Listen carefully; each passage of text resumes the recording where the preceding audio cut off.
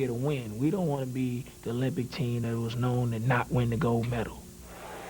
And it's a tough comparison, and again, because you look at some of the players who played on those other teams, Doug, and certainly other countries have developed better basketball as well. Well, you know, unfortunately, you don't want to be compared, but you're always going to be compared. It's, you know, it's like taking today's great player in the NBA and saying, how does he compare to Bill Russell or the late Wilt Chamberlain, or how does this guard compare to Jerry West? It's inevitable. Those guys are the greatest players to ever play, and the younger players are going to be compared. It's the same thing with '92. That was the first dream team, and people are always going to say, where do you compare to Michael, Magic, Bird, and the rest of that team? That's just the way it is. And even those teams, they would have an occasional lapse in some Olympic play, although, again, nothing as close as the Lithuania game.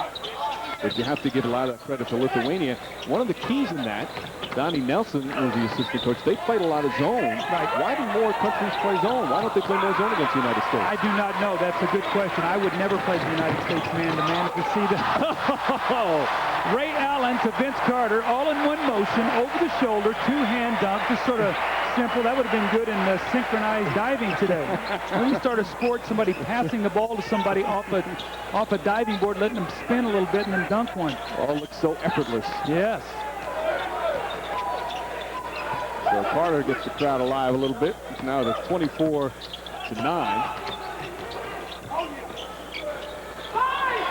Good pressure from Gary Payton. Kirk Penny nearly stripped, falling away. Tough shot, won't go. Ball tipped. Rob Hickey runs it down.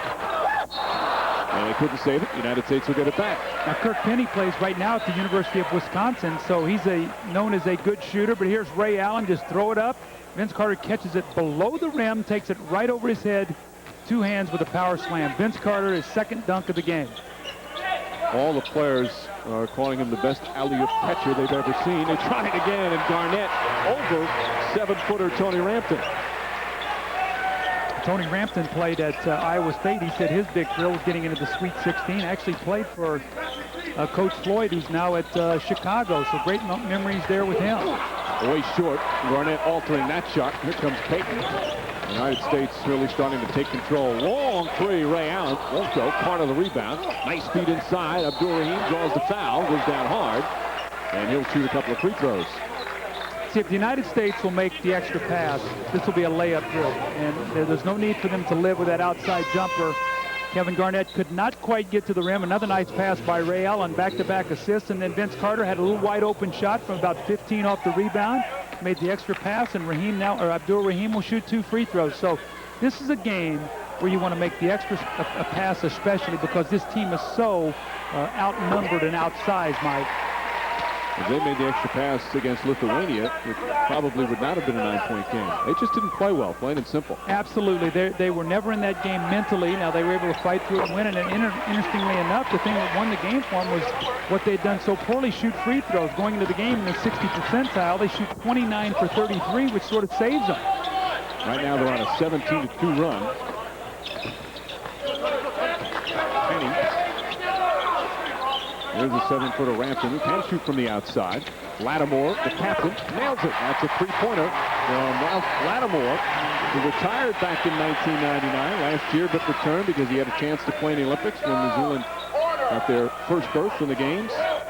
You know, Mike, it was interesting reading the biographies about this New Zealand team, just the respect that they have for the game, why they play it, their love of the sport, the fact that it's such a team game, their appreciation of the American players, how much their coaches have meant to them through their careers, as Kevin Garnett with a finish. But, a lot like the Australians, these are great sportsmen here in New Zealand, and what a tremendous thrill for these guys to play against the United States. Even one of them said maybe they'll get on SportsCenter as being dunked on or something. So, well, they don't make a lot of money playing in the professional basketball league in New Zealand. In fact, many of them have other full-time jobs in addition to being a basketball player. Lattimore is an environmental engineer. Rampton off the mark. Tries to track it down. Nice save and good hustle. They trail by 18 with 8.5 remaining in the first half. Now they try the alley-oop down the other end. Abdul Rahim easily breaks it up.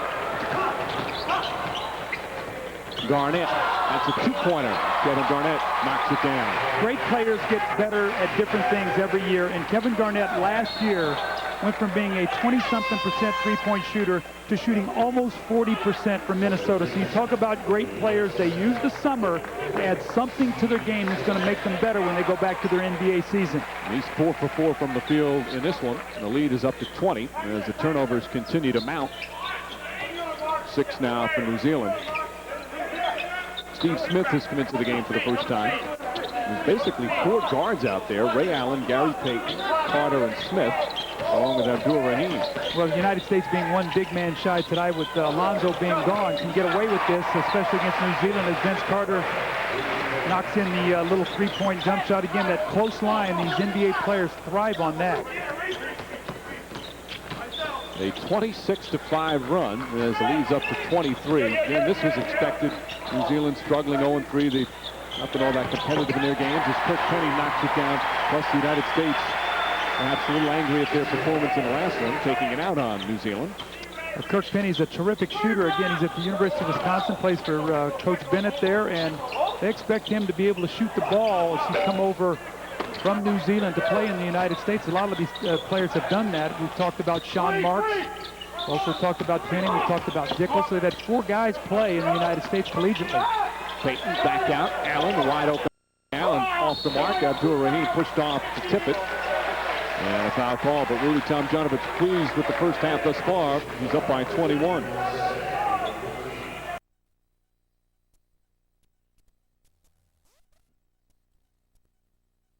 States by 20.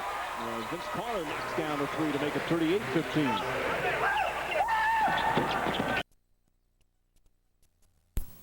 Hitting in the first half. United States by 20. Vince Carter knocks down a 3 to make it 38-15. Dickel deflected off his foot. Here comes Carter running the floor. Nice back pass for Ray Allen.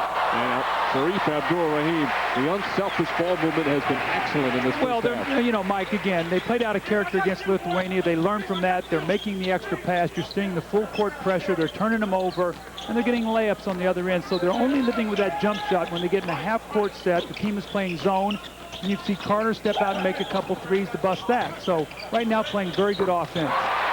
Dickel knocks down the 3.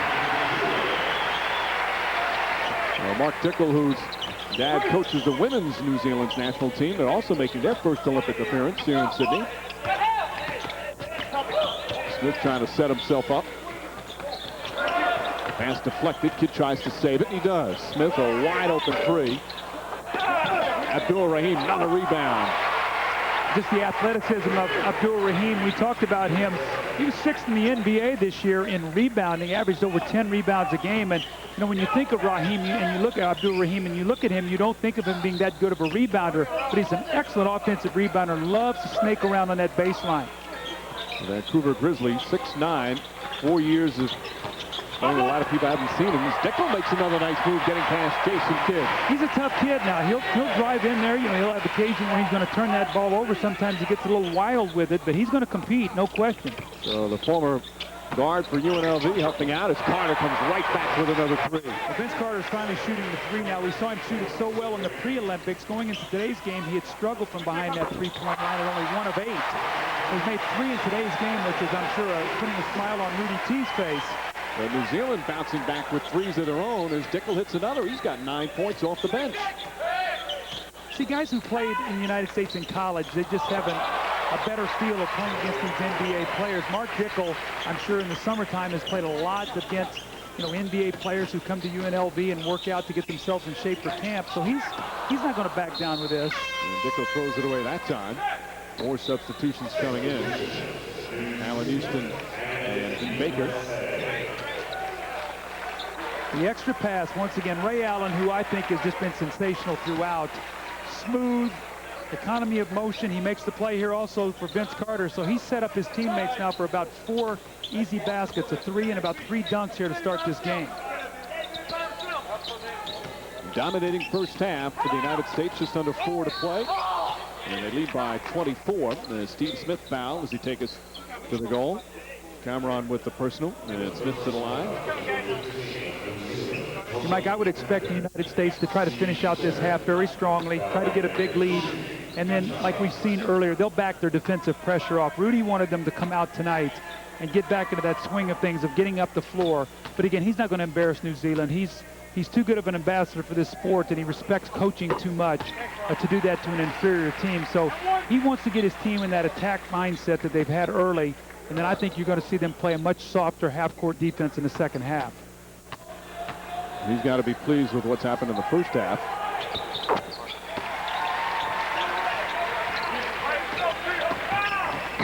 Just under 4 minutes remaining. The United States a 26-point lead over New Zealand. Jones took his eye off it. And some careless turnovers. And Jones comes right back. Well, they've fought to the bitter end of all their games. The crowd's been appreciative of their work ethic. Well, but they just don't have the talent. Mike, if they continue to compete, regardless of what the score is, when this game is over, we've seen it all Olympics as Rampton steps out and hits the three. We've seen it every Olympic game.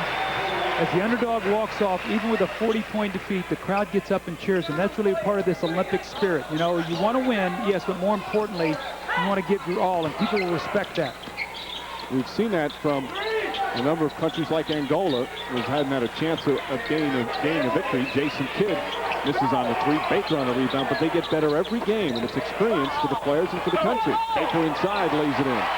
I always said your best report card is playing against the best. And when you can get a chance to come in and play against the best, you can go back and you can see what you have to do to continue to get better. Cameron. And a foul on Steve Smith.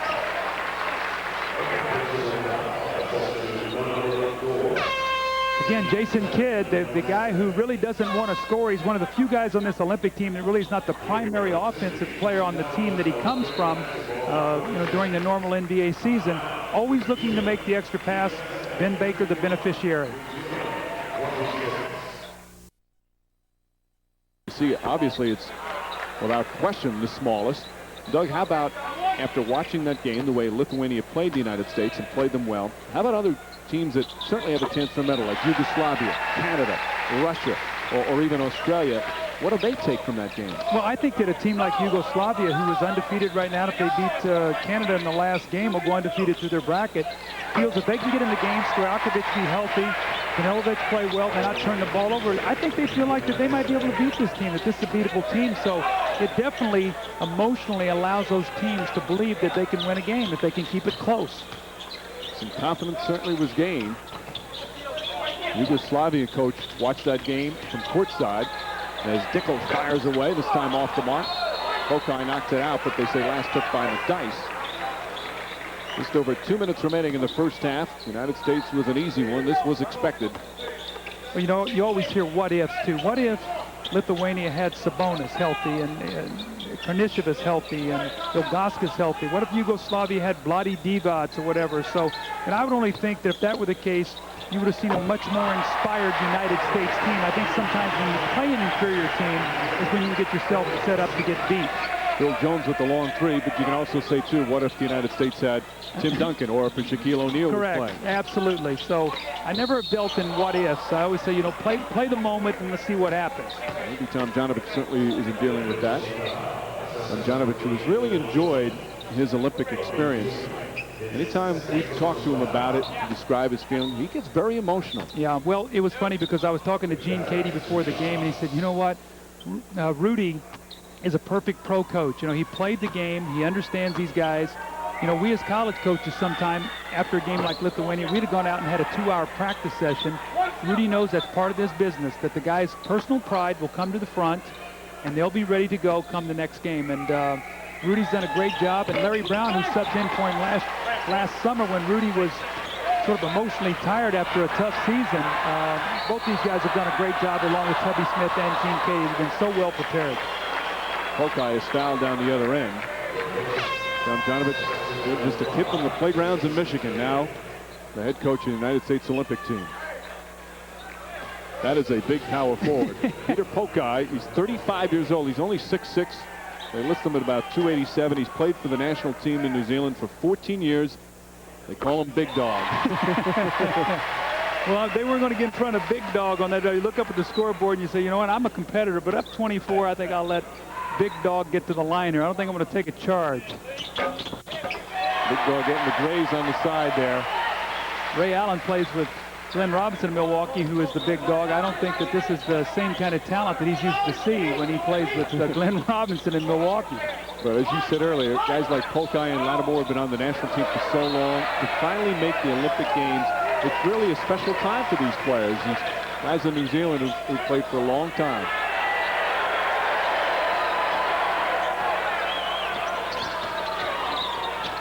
A 22-point lead coming up on a minute remaining in the first half. Here's Dickel. Dickel's looked impressive. He's quick. He's got that crossover dribble. He's got a little shake in his game, and he'll pull up and shoot it.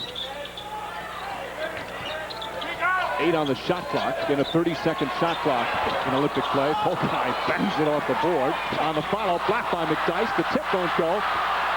And McDyess falls down and he's fouled. Rampton nearly tipped it in, but instead gets called for the personal. Well, that possession sure wasn't from lack of effort. You see Rampton go over and see if McDyess is okay. I mean, they ran a nice set play here. They missed a shot, but look at the hustle. Riley gets the rebound, misses it. And here comes Rampton. Looks like he's got to tip in 2 efforts, and finally the frustration, he bangs Antonio McDyess, who will go to the free throw line. Rampton now has 3 fouls to go along with Sean Marks. So really their 2 best inside guys beset with foul problems. Rob Hickey back in the game. McDyess missing the first free throw. Antonio McDyess, he was selected in early August for Team USA when Tim Duncan announced he would not play. And McDyess just so thrilled. He was watching the Dream Team as a teenager on television. Him and Garnett always telling stories about that. Are they just enthralled back in '92?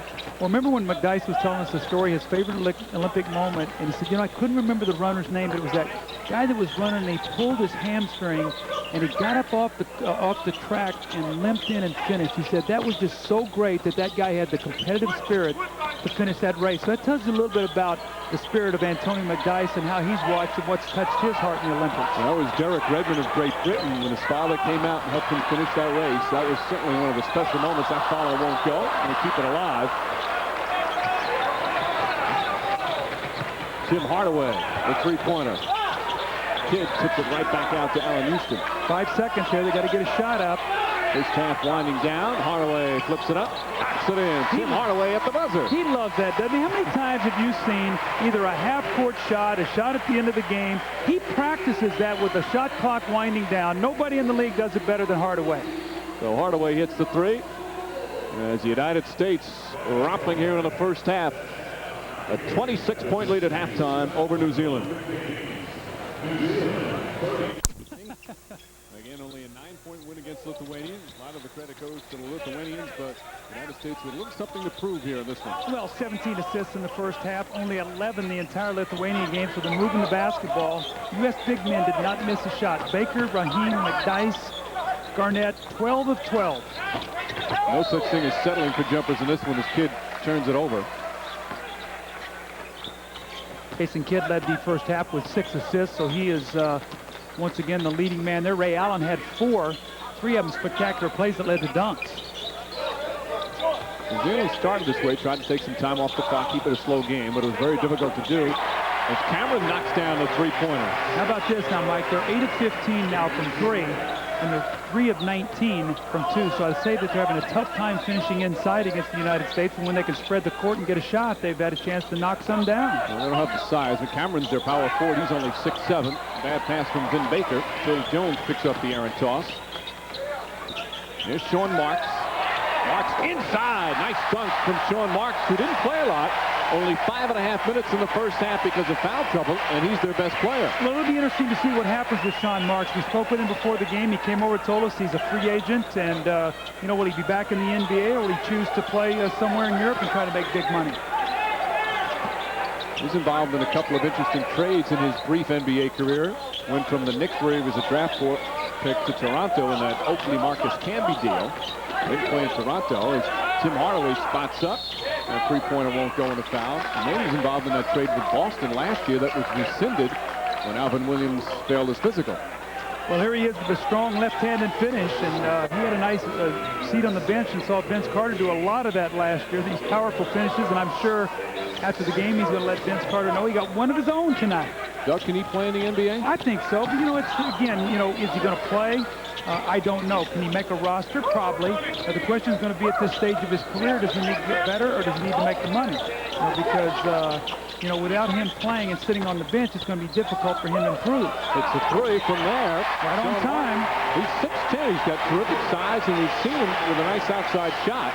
Well, he's got good athleticism. You saw that with a nice finish. He's got some hops. He can finish around that basket. So, again, Mike, so many of these guys, it's right place at the right time to get an opportunity to play. Allen Houston. And Houston is fouled from behind.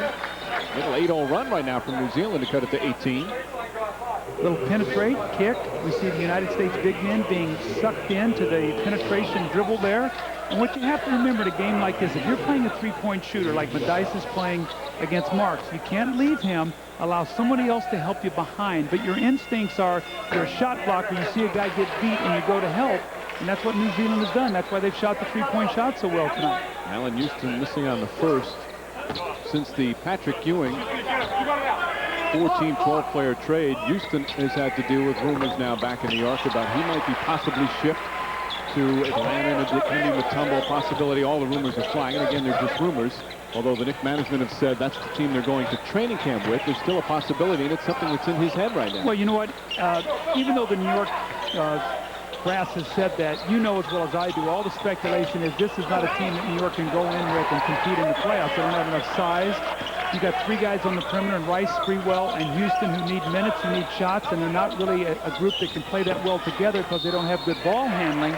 And in New York, those stories are not going to go away. You know that, Mike. They're going to continue to go. As soon as they leave here, they're going to go right back and go right into training camp. So now he's going to get that right when he goes home. So, you know, Allen does have a contract where at the end of this year he can opt out and become a free agent. So if you are going to trade for him, if that's the case, you might only have him for 1 year. Phil Jones misfires, and Houston even said the other day, I'm coming off an all-star season, but if Patrick Ewing can be traded by New York, certainly anybody can. He's aware of the business end. By the way, off the mark. You know, Allen made a decision when he left Detroit. It was his choice to be able to go and sign in New York. You sign a deal, and then when you do that, there's no guarantee that's where you're going to finish your career. That's where you want to finish it, but it's a business on both sides, and I think sometimes players have a difficult time dealing with that. They see it, you know, it's okay for them to do that, but how could a player possibly get traded after signing as a free agent? And Allen's a great kid. I'm not, you know, saying anything along the lines of otherwise, but, you know, the guys have to understand that it swings both ways, Mike. Inside the Marks. Matthijs didn't get a piece of it. Baker. Some guys get it, but it's still, it's the hard part of reality of the NBA. Jason Kidd knocks down a jumper fourth. If he developed that on a consistent basis, and he's improved it a great deal, he'd be unstoppable. We'll give you an idea. This is 12 of the best players in the NBA. Not one guy on this floor has played on one team. They've all either been traded or signed as a free agent, so they've not been on one team. And you got young players. Guys change teams. Phil Jones blocked by Baker, but a goaltend. Now 2 points for Jones. Just over 3 minutes gone by, second half. United States by 21. USA assistant coach Larry Brown, who played on the 1964 gold medal United States team. The one right before him in 1960. That was not a bad team as well. The great Jerry West, a part of the gold medal team, along with the great Oscar Robinson as well. They also have players like Jerry Lucas and Walt Bellamy. Talking about dream teams in the 90s. That's not a bad dream team, Doug. Oh, man, you talk about West and Robinson in the backcourt. The legendary Pete Newell, one of the coaches. So that was a terrific Olympic team. Their average margin of victory, 42 points a game in winning the gold medal. Kevin Garnett called for a foul. Him and Sean Marks having some fun out there. You know, Mike, it's interesting, but, you know, I think a lot of people since 92 have sort of thought that that's maybe when the Olympic basketball started. You know, 92 with the Dream Team, but there's been a lot of great teams before that. And you've had the heartache in 72 and 88, but there's been a lot of great players don that Olympic uniform before the 92 Dream Team. Well, of course, you played on that 72 team with the controversial ending against the Soviet Union. And Brown, as we mentioned, on the 64 team. Larry Brown, by the way, is the first American male to both coach and play in the Olympic Games. So a terrific honor for the head coach of the Philadelphia 76ers, who's really enjoying his time. And, you know, you look at what he's doing, Doug. He gets a chance to see all these NBA players and their idiosyncrasies and their tendencies as Allen Houston fires away. Does this help him as coach of the 76ers? Oh, you bet it does. Anytime you're around players you're going to be coaching against, you get an opportunity to find how these, they're able to, compete every day in practice, what they do in games, what you can do to count on them, how they are in tough times. You're going to play them, and you're going to have a little book on them during the NBA season. And, you don't get to be Larry Brown with having a big encyclopedia on players just from being around them and coaching them. And so, yes, absolutely, you learn a whole lot. And also, if you want to trade for a guy, do you want him on your team? What kind of leader is he? All these things you learn when you're with guys in practice, not in games. He probably keeps that notebook back in his hotel room. Absolutely, and he's scribbling at night when he gets back. 80-47, the United States comfortably in front. Dickel misses the three. Marks last touch it. Ray Allen will check back in for the United States, and Rob Hickey for New Zealand. As we look down the road a little bit, Mike, we got an interesting thing happening in the Group B. Now, the United States in Group A, they're going to win this next game against France, I'm sure, too, and be 5-0. But interesting, Canada plays Yugoslavia, and if Canada wins that game, they finish first in Group B. If they lose it, they could finish fourth and play the United States. So that's going to be a major game. There could be a three-way tie between Russia, Australia, and Canada. If that's the case, Canada would finish fourth. So big game for Canada, who's played well, and to find out who the United States is going to play in that quarterfinal round. So a lot of things happening in that Group B right now that are very, very exciting. And this quarterfinal matchup could be tough. Again, Canada has played very well. Australia, the home team.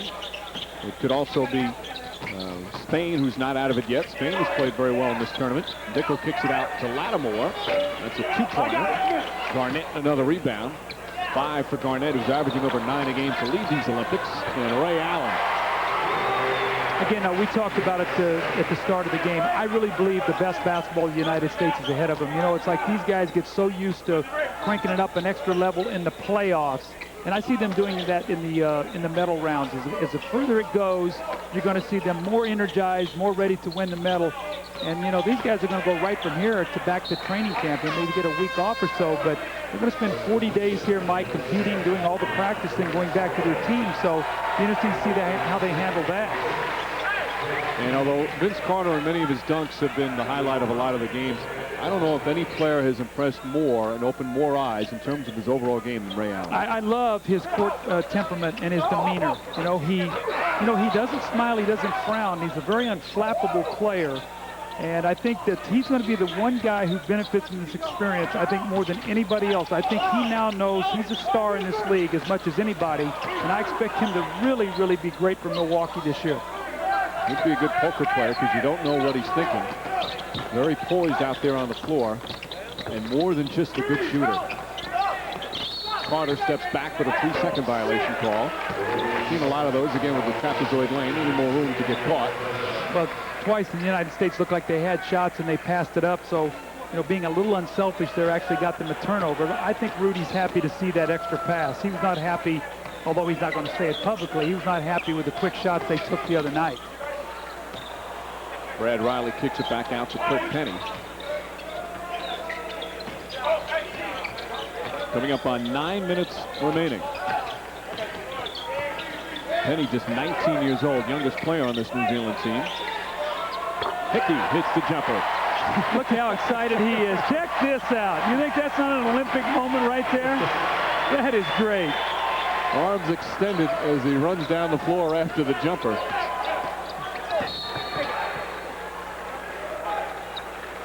So Rob Hickey once did his most embarrassing moment. He once scored at the wrong basket in a game one time. Check Rob Hickey out here right there. That is great. United States well in front here in the second half. Front just about the entire time of this one, leading New Zealand. As Vince Carter misses a 3, 32-point lead. They've been up by as many as 37. And still pressuring defensively. Ray Allen, and a jump ball between Allen and Penny. Mike, you and I didn't get a chance to talk much the other day about the trade because the game was so good against Lithuania. But, you know, everybody knows Patrick Ewing has left New York to go to Seattle. But the one team that I think that has really helped themselves in that deal is the Los Angeles Lakers. AC Green, they waived him, so they lost their starting power forward. Shaq really was their only big guy, and they work out a deal to where they get rid of Travis Knight. Glenn Rice, it looked like they might lose him for nothing. They get Horace Grant, who's still a very good power forward, who played for Phil in that triangle offense, and Greg Foster, another big guy. So I think quietly Lakers did a pretty darn good job of helping stay with Portland as they, added the big guys to their roster this summer. San Antonio gets Duncan back. Ewing goes to Seattle. So I think they did a pretty good job. I don't know what your thoughts are on that. Well, you need the size now out there in the West, certainly. And Grant, at this point in his career, as Peyton puts it in, and Greg Foster did a nice role in that team. No question. And we know that the size is out in the Western Conference. And come playoff time, you need those big bodies. But the Lakers look like they might get shut out. Had Glenn Rice signed with another team, they would have got nothing in that deal when they lost Eddie Jones and Eldon Campbell to Charlotte. So that was, I think, a big major move for the Lakers to stay with an opportunity to go back-to-back. And of course, the Sonics now, Gary Payton is thrilled to have Patrick Ewing on his team. And the word out of Seattle is they are selling a lot of tickets since the announcement of that trade. Well, when we talked to Gary Payton yesterday, he does not expect Patrick Ewing to play 82 games. He said, you know what, if we can get 65 games out of Patrick in the regular season and have him healthy going into the playoffs, Ben Baker goes over to his natural power forward position. But the guy nobody's talking about is Rashard Lewis. This young guy, I saw him in the playoffs. He's got all-star written all over him. You put Payton out there, and they've got a chance to be a very, very good team this year. You know, for so many teams, the key move is re-signing your own free agent, and that was Seattle. That was their #1 priority.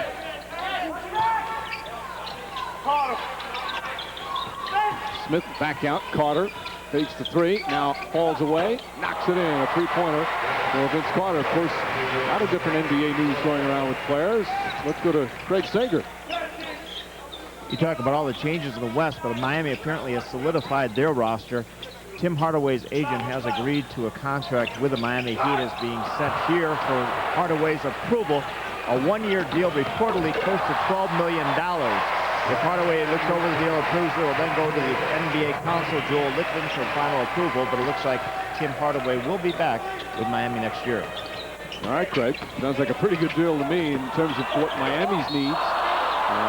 They want the short-term deal. Hardaway may have wanted a longer deal, but at this point in his career, with some of the injury problems he's had, that's the right thing for both teams. I agree with that, and I think we talked about it, that your team starts with your point guard and your center. And all the changes they made, they still have Zoe, who's the heart and soul of their team, and Tim Hardaway to lead them. You have Pat Riley, a great coach. You had Eddie Jones. You had Anthony Mason, Brian Grant from Portland. So it's going to be an interesting team. So a lot of teams have shuffled the deck, made a lot of changes. It's going to be interesting in the upcoming NBA season to see who adapts best to those changes. When you make the changes, sometimes it takes you a little while to get in the flow. Let's see who has the best end of that and gets off to the best start. Hardaway, as Rampton gets inside, has used these Olympic Games to kind of show that he still has certainly a lot left and the knee's working well. But he also wanted to wear the USA uniform because it was back in '94. He was named to the World Championship team, but hurt his knee and couldn't.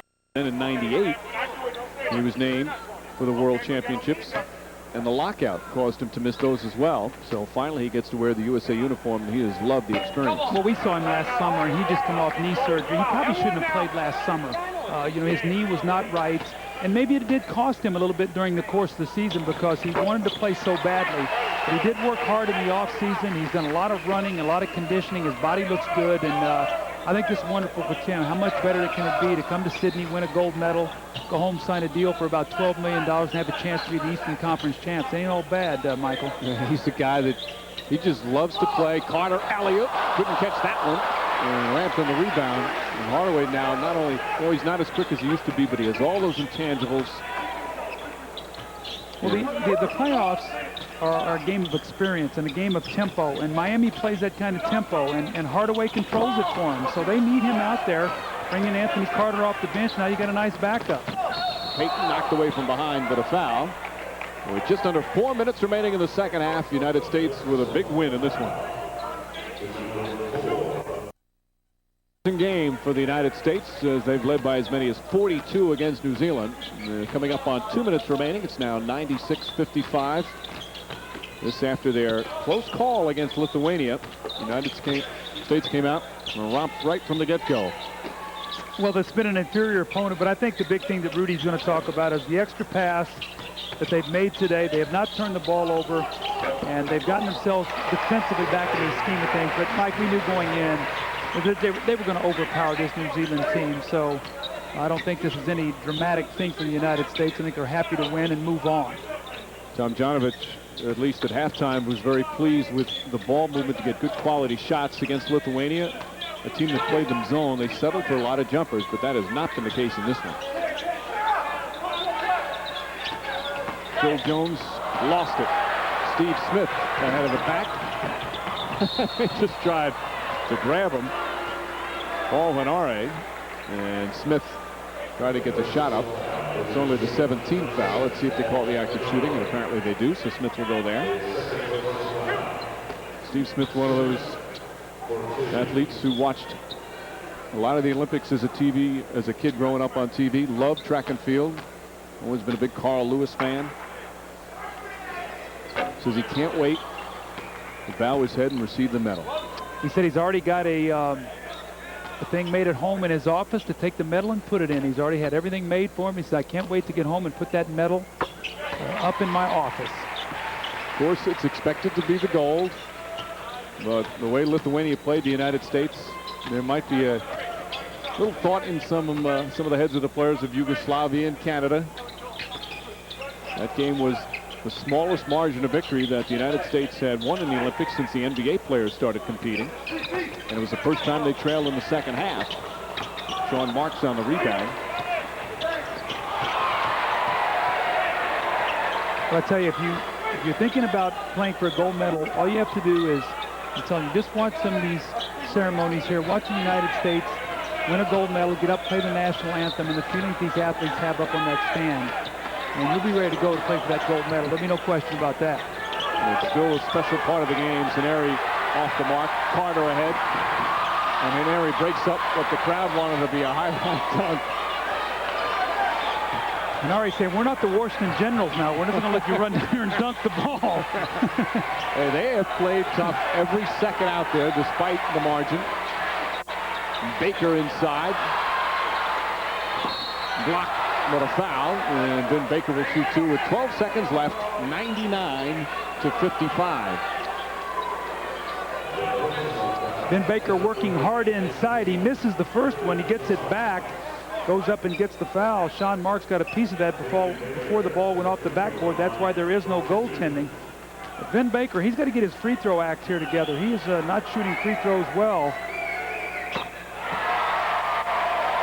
And the United States hits the 100-point mark.